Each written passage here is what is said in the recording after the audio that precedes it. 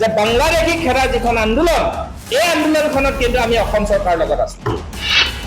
হিমন্ত বিশ্ব শৰ্মা ডাঙৰীয়াৰ নেতৃত্বত যিখন অসমত চৰকাৰ চলি আছে, এই চৰকাৰখনে বাংলাদেশী মিয়াখিনিৰ বিৰুদ্ধে, অবৈধ মিয়াখিনিৰ বিৰুদ্ধে যেতিয়াই উচ্ছেদ কৰিবলৈ যায়, তেতিয়াই কিন্তু একাংশ মুছলমানৰ লিডাৰ ওলায়, একাংশ মুছলমানৰ তথাকথিত বুদ্ধিজীৱী ওলায়। তেওঁলোকে কিন্তু এই হিন্দুসকলক যেতিয়া অত্যাচাৰ কৰে, তেওঁলোকৰ কিন্তু মুখৰ মাত নাই।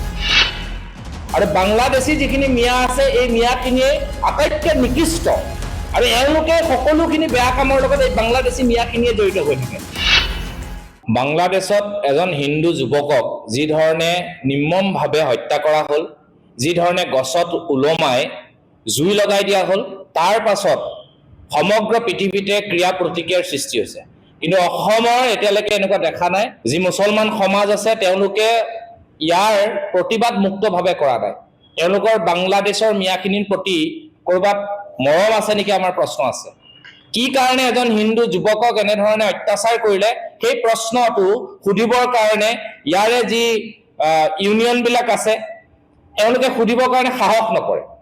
আৰু বাংলাদেশী মূলৰ মিয়াসকলে অসমৰ যি ভৌগোলিক পৰিসীমা, এই পৰিসীমাটো বিপদাপন্ন কৰি আছে।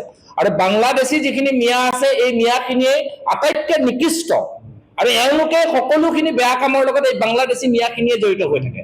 আজি ডুবাইত যিখিনি মুছলমান মানুহ আছে, তেওঁলোকে ভাৰতক যি মৰম দিয়ে, বা অন্যান্য দেশবিলাকত যি আছে, তেওঁলোকে যথেষ্ট মৰম দিয়ে। কিন্তু পাকিস্তান আৰু বাংলাদেশে সদায় ভাৰতবৰ্ষখনক শেষ কৰাৰ পৰিকল্পনা থাকে।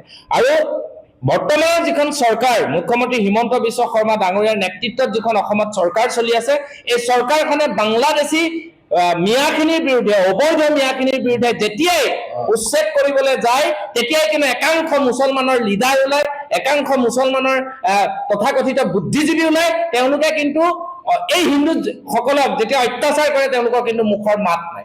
কিন্তু য'ত আমাৰ অবৈধভাৱে বাংলাদেশী সোপা আহি পেলাই য'ত আমাৰ বনাঞ্চল ধ্বংস কৰিছে, জনাঞ্চলত সোমাই ৰেপ কৰিছে, ডকাইত কৰিছে, চুৰ কৰিছে, সত্ৰৰ মাটি বেদখল কৰিছে, সেইসকলৰ বিৰুদ্ধে প্ৰতিবাদ কৰিলে এই একাংশ অসমৰ কিছু তথাকথিত বুদ্ধিজীৱী মুছলমান নেতাই কিন্তু বিৰুদ্ধাচৰণ কৰে। আমি অসমীয়া যুৱ মঞ্চই এটা কথা স্পষ্টকৈ কৈছো, বাংলাদেশীৰ বিৰুদ্ধে আমাৰ অলৰেডি সহকাৰী সাধাৰণ সম্পাদক কেন্দ্ৰীয় সমিতিৰ আকাশ শইকীয়া ডাঙৰীয়াই কৈছে যে বাংলাদেশী খেদা যিখন আন্দোলন, এই আন্দোলনখনত কিন্তু আমি অসম চৰকাৰৰ লগত আছো।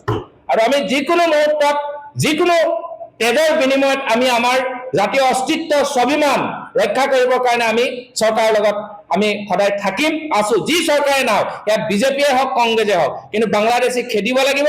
যেনেধৰণে এতিয়া উচ্ছেদ কৰি আছে, এই উচ্ছেদ বুলডোজাৰ আৰু যিমান পাৰি চলাব লাগে অসমত, একদম কণ্টিনিউৱাছলি চলাব লাগে। এয়া আমি যুৱ মঞ্চৰ ফালৰ পৰা আমি দাবী কৰিছো।